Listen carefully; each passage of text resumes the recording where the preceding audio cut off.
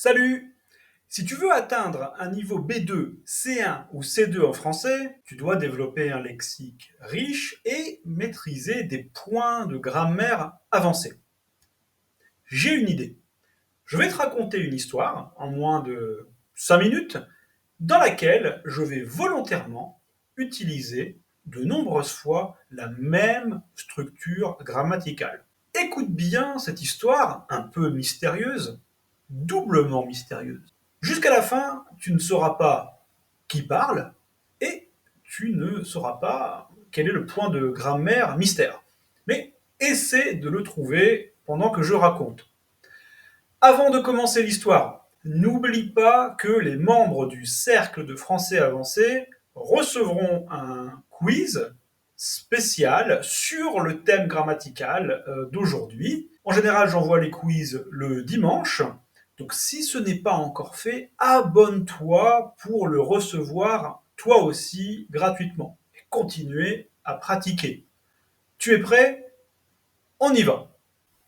Je suis né brillant, sentant bon la colle neuve, plein de chapitres et d'exercices savants. J'aurais tant aimé qu'on m'ouvre dès la première soirée, qu'on me respire comme un parfum de réussite. Pourtant, j'ai dû patienter. On m'a finalement choisi avec soin, retiré d'entre mes collègues, puis glissé dans un sac rembourré. Le début du bonheur. Mon propriétaire m'a feuilleté, quelquefois, sur son bureau, puis à la terrasse d'un café, où je craignais que la tasse se renverse sur mes pages. Le soleil baignait mon papier. J'aurais voulu que cela dure toujours. Un jour, pourtant, mon propriétaire m'a jeté dans un carton en grommelant. Ils auraient pu faire un bouquin moins lourd. Trop ringard. On trouve tout sur Internet maintenant. Je ne savais pas ce qu'était Internet, mais j'allais vite le découvrir. Les semaines ont filé. La poussière s'accumulait sur mon dos. Je pensais chaque jour, j'aurais dû être plus léger. C'est vrai, je fais peur aux gens avec mon poids. Du haut de l'armoire, j'entendais des et les voix sûres d'elle de ces applications. Mon maître apprenait maintenant le français avec YouTube et ses programmes d'IA bavards. J'aurais adoré pouvoir interrompre leur babillage. Un matin, il m'a ressorti.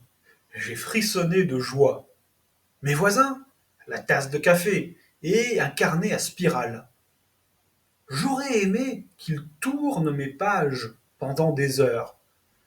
Mais il a seulement photographié ma page 153 avec son téléphone. Puis, il m'a remisé sur l'armoire. Le temps passait. Je l'entendais parler français de mieux en mieux, et cela me réjouissait. Mais en même temps, je remarquais aussi toutes les fautes que j'aurais pu lui éviter. Ah, si seulement j'avais été une appli, moi aussi, sur cet Internet. Je suis sûr qu'il m'aurait utilisé, au moins de temps en temps, et chaque semaine. Ah, tout ce qu'il aurait pu exprimer en français grâce à moi. Puis il est parti. Je ne l'ai plus entendu. J'ai croupi dans la poussière, jusqu'à sentir un peu le moisi. J'aurais préféré qu'on me brûle, qu'on me plie en avion de papier, qu'on me recycle, plutôt que de pourrir là-haut. Soudain, mon carton a basculé. On m'a fourré dans un sac noir avec des livres en langue inconnue, puis déposé sur une montagne de papier. J'aurais voulu qu'on me regarde encore une fois. Et justement, des mains délicates m'ont saisi. Maman, regarde ce que j'ai trouvé. C'est incroyable. Incroyable, vraiment. Bravo, ma puce. Un gros livre de français. 758 exercices. Corrigés compris. niveau C1, et en plus de la même collection que celui que tu avais. Je n'aurais pas pu rêver d'un meilleur moment. Voilà, c'était notre histoire. Est-ce que tu as deviné qui parlait? Et le point grammatical? Eh oui, c'était l'histoire d'un bon vieux livre de grammaire française.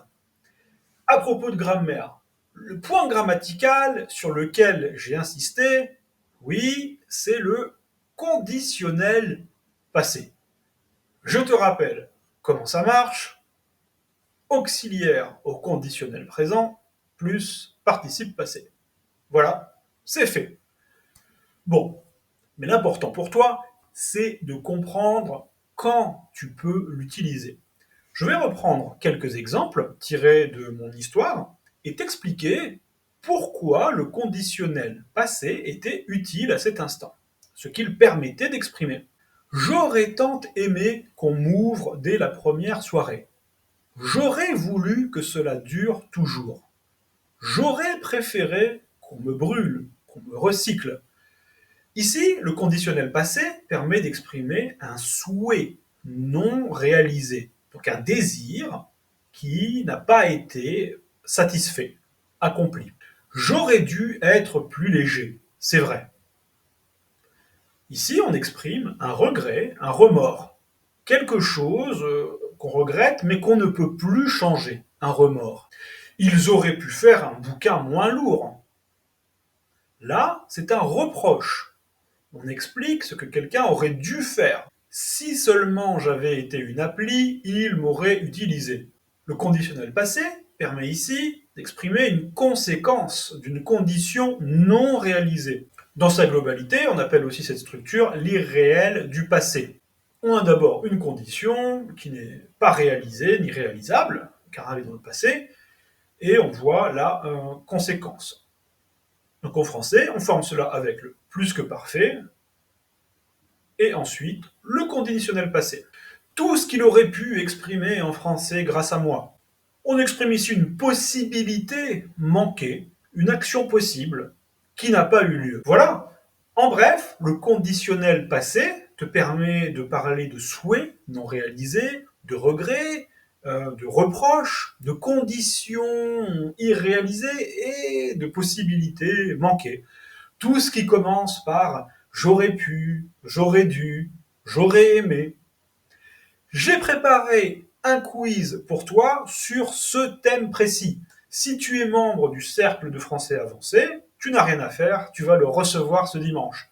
Mais si tu n'es pas membre, comment? Mais tu aurais déjà dû t'abonner.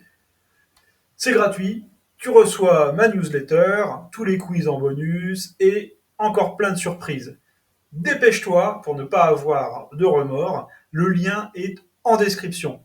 Et n'hésite pas à laisser un petit commentaire en utilisant le conditionnel passé.